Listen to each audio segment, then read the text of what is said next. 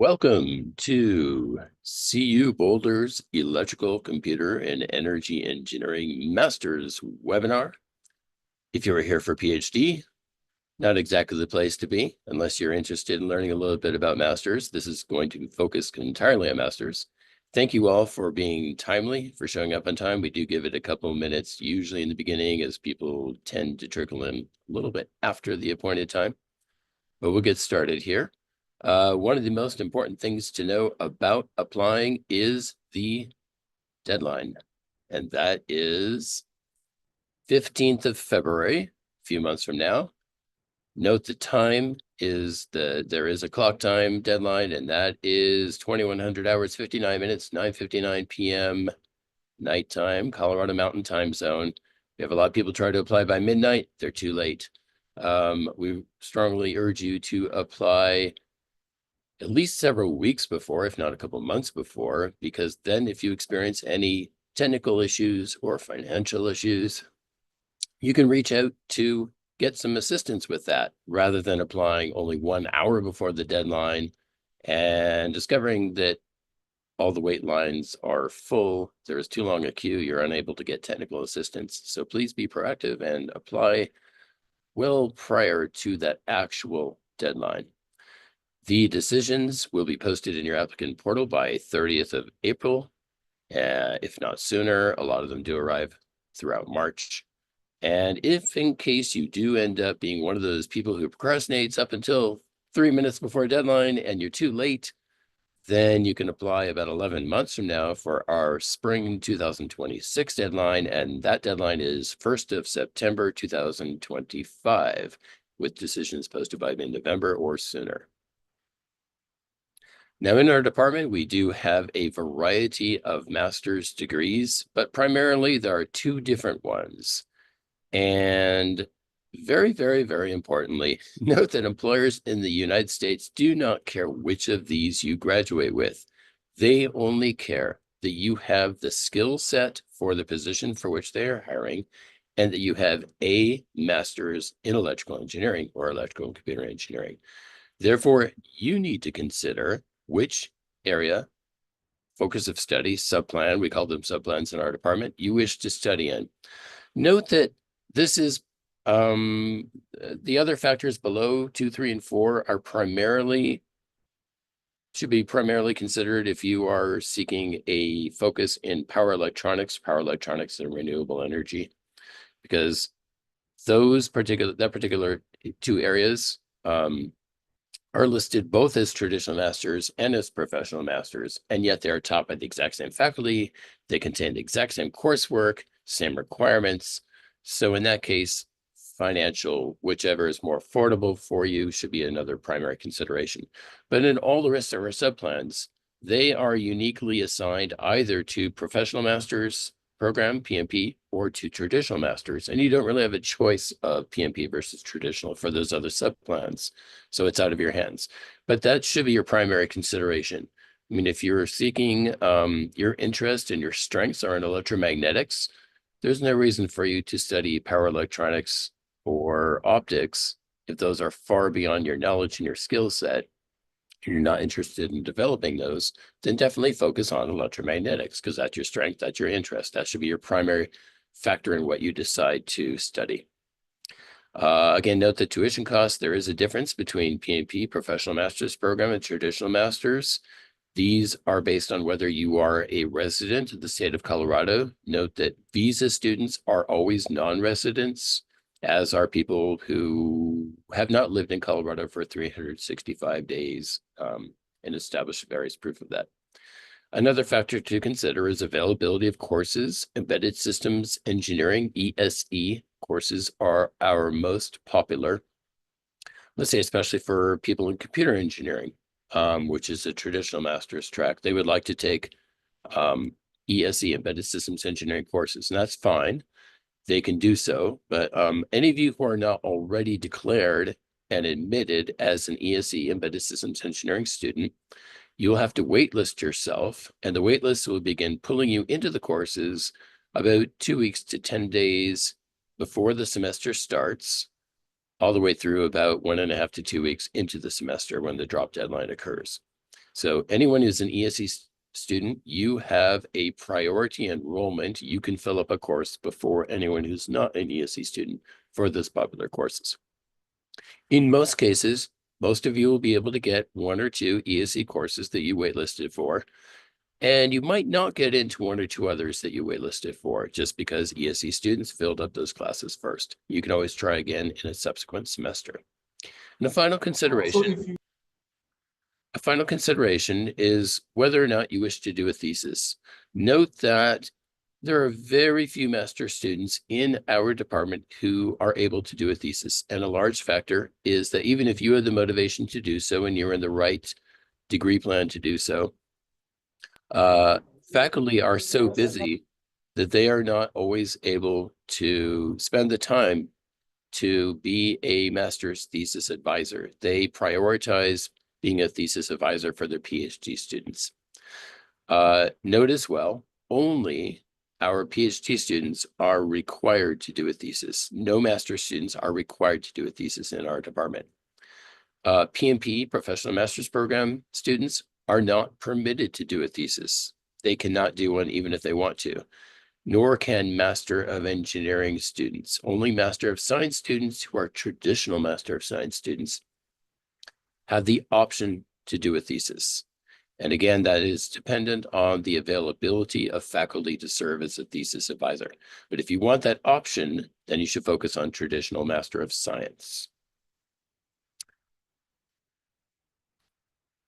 Our professional master's programs, a key consideration as well is that they are in depth. They will make you an area specialist. You will be required to take 6 or 7 of your 10 courses.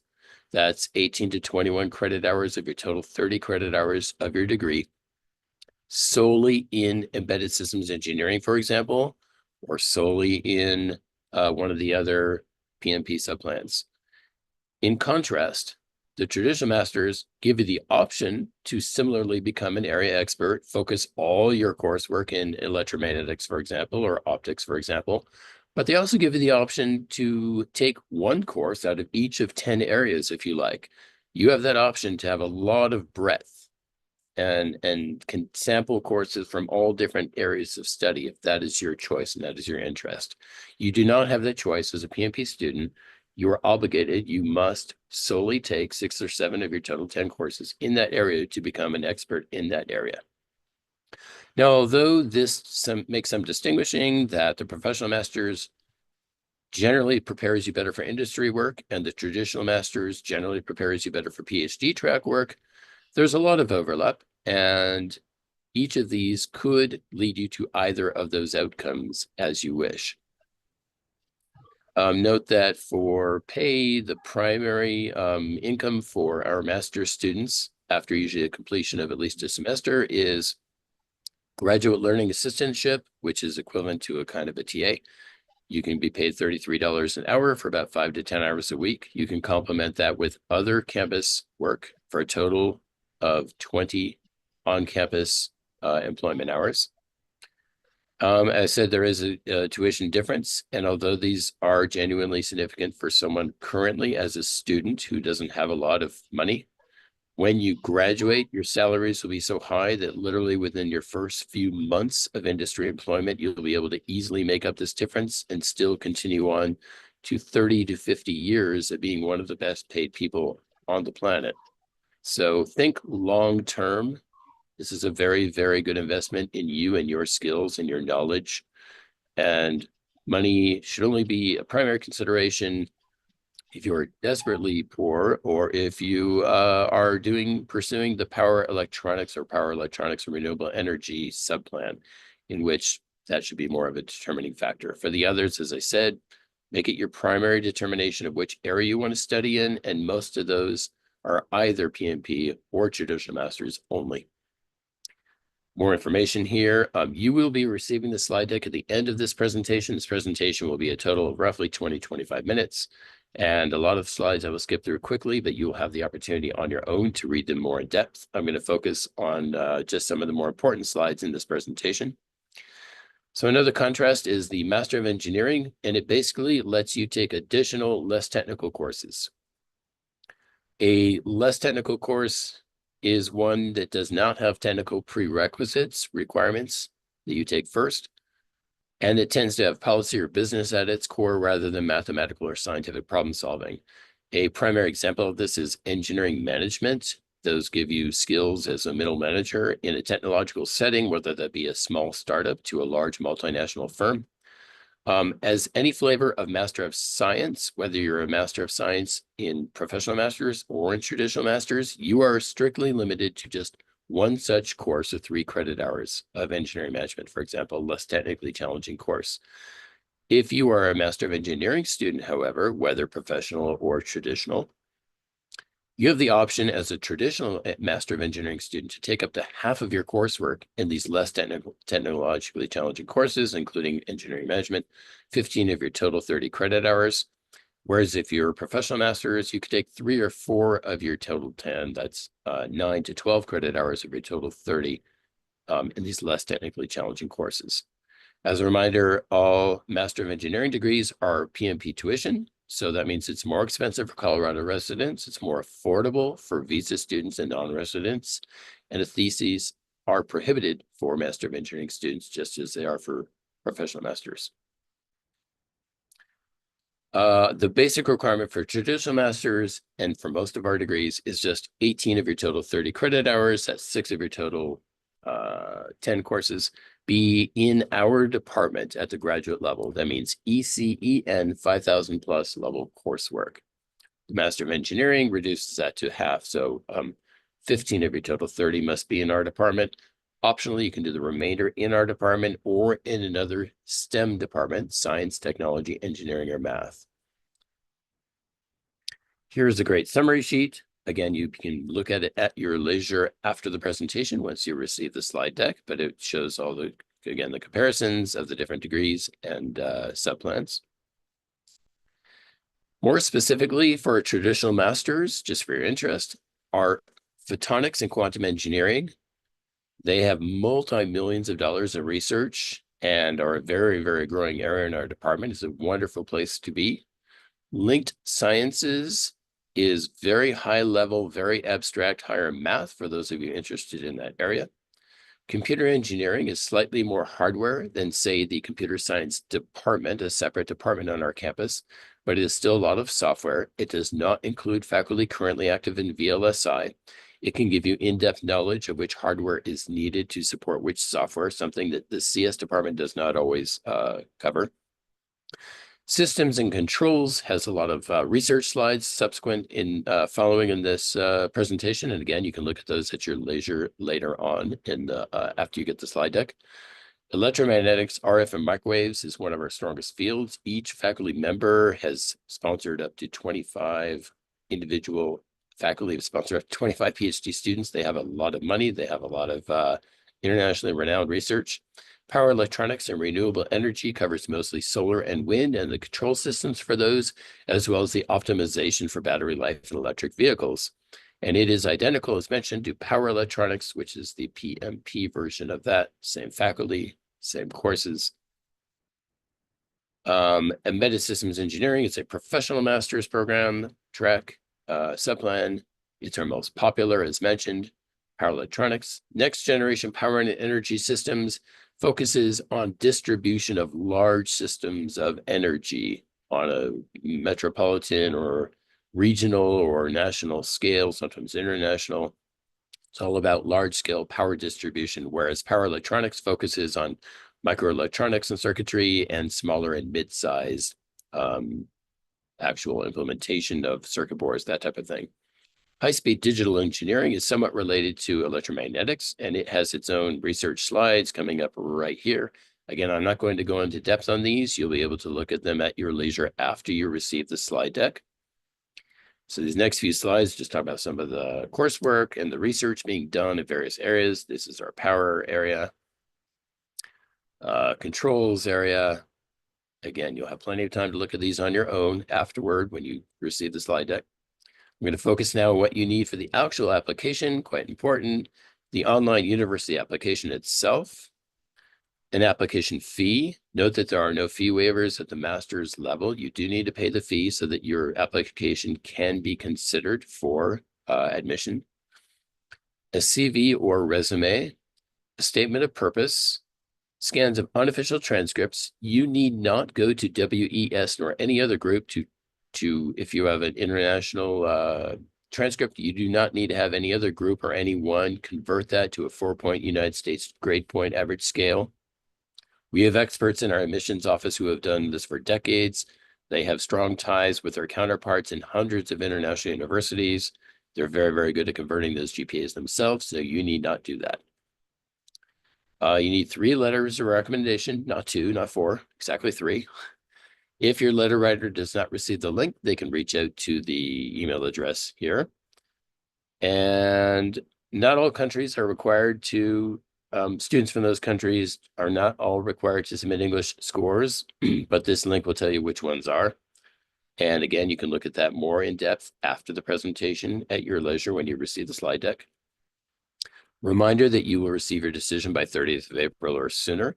Note that decisions are made after careful consideration of all applicants side by side over a period of time. They're not necessarily issued in the order an application was received.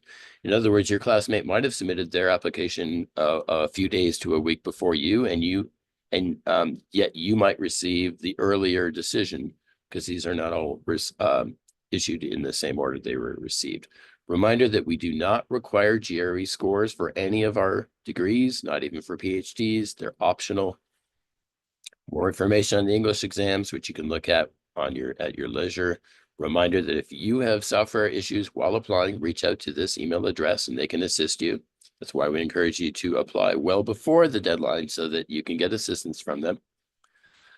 Again, a reminder, you don't need to convert your GPA. We can do it for you. Updates on the status, you'll be able to check your updates, your status through your portal, your applicant portal.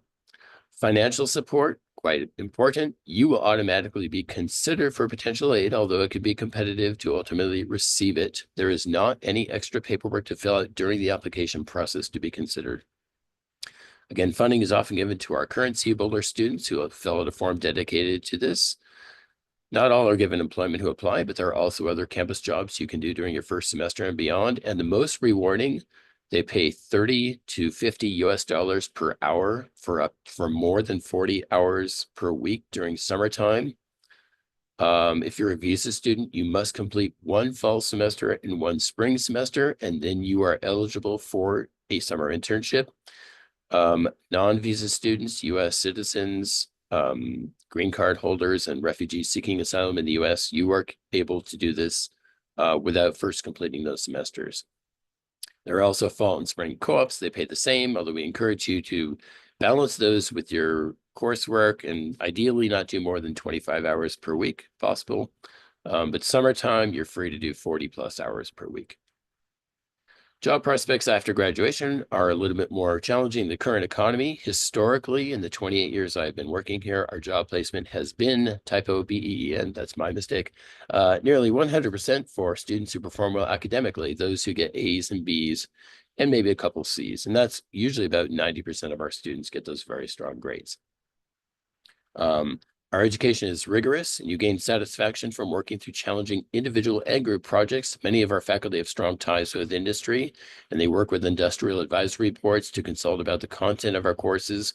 They incorporate constantly the latest software and hardware that you will actually be using. You will often get hired up by these industrial advisory board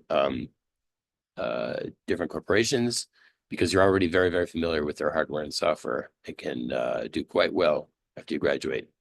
I'm not going to go into detail on these slides. Some of them are more recent from about a year ago. Some of them go back to 2017, and you can extrapolate. The salaries and whatnot are definitely much higher now than they were in 2017. This just shows some of the regional breakdown of some of where our graduates have gone on to work, the types of job titles they've worked under. Some of the most, if you look at the bottom right of this slide, this is for power electronics, for example, from their salaries of a year ago. There's some very high salaries. So as I mentioned, if you're looking long-term, most of our students, even if they take out loans, they are able to pay them off within 2 years. That has been the case in all the 28 years I've worked here. Students report to me from India and from other countries that they're able to pay off their loans usually within 2 years. And go on, as I said, to do a 30 to 50-year professional position, being some of the highest paid salaries on the globe. We have an excellent campus and college of engineering resources. After you're admitted, note that we have a really, really fine career services center. They can help you with industry recruiters, job fairs, skills training and resume writing, interviewing, dining etiquette specific to interviews, what clothing to wear, intercultural business practices, salary negotiation. They're really, really fine resource to, and we encourage everyone very early on, as early as if you're coming in at fall, we encourage you literally in your first few days to week to get to know the Career Services Center, because the recruiters for summer internships already start hosting job fairs in September and October. So the school year for fall starts in late August. Within your first few weeks, you should reach out to Career Services so you're getting ready for already to interview with prospective summer internship employers through job fairs in September and October. We have a beautiful campus, Olympic quality student recreation center, dozens and dozens of academic, social, special interest, professional societies, clubs, 10 minutes walk to miles of clean hiking, biking paths, beautiful mountain streams, as well as internationally esteemed research centers, including NIST, NCAR, etc., where many of our PhDs and traditional MS students do research. Boulder has the highest population of PhDs in the United States, and for several years has been ranked the best quality of life city in the US. There are some excellent extracurricular activities. A few of these are listed below. The Idea Forge, meet other students interdisciplinarily, assisting each other to build funded individual and cooperative creative engineering projects. Come make your long dream blueprints into a reality. Environmental advocates, do something to help by joining Mission Zero. Proactively heal the environment through your engineering skills. CubeSat's where it's at. This is one of our most popular groups. They solicit our students every single semester for decades now. Use your engineering skills to build and launch an actual satellite for terrestrial observations. Many of our students, especially our embedded systems engineering students, have worked on the microcircuitry for these small satellites that are launched. They get to observe the launches and the data that comes in after they're making their observations. Lori and I are both very well traveled, as are many people on the campus. Lori's been to over 50 countries. I've been to over 30, and we can state quite sincerely that of all the places we've been in, Colorado is really one of the cleanest, most healthiest, and safest there is. Even within the United States, it was outstanding during COVID. For decades, it has had some of the most frequent exercising citizens in its borders. Lots of yoga practitioners here. There's always been years worth of Ayurvedic care, acupuncture, some of the top sports specialists, physical therapists. There's really, really outstanding healthcare in the state of Colorado. I raised my child here, as have many people. And again, I can state it is one of the safest, cleanest places. Wonderful to raise a family. We've had many students also settle down in Boulder and raise kids here all the way through high school, university, and whatnot. Just as a point of, I sincerely believe in our education system at our campus. It's one reason I've worked here for 28 years.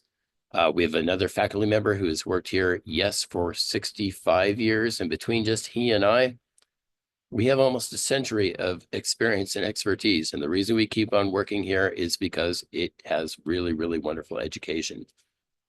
Multiply that times 20 staff and 40 faculty, and there are a lot of people who can assist you on your journey, help you out to learn what you need and to help you through the bureaucracy, etc. The grad school can sometimes be. Again, people here are very well traveled, very knowledgeable. We warmly welcome people from all of the 50 United States, its many territories, and internationally, globally. You'll find some of the most welcoming people on this campus for people no matter what your background.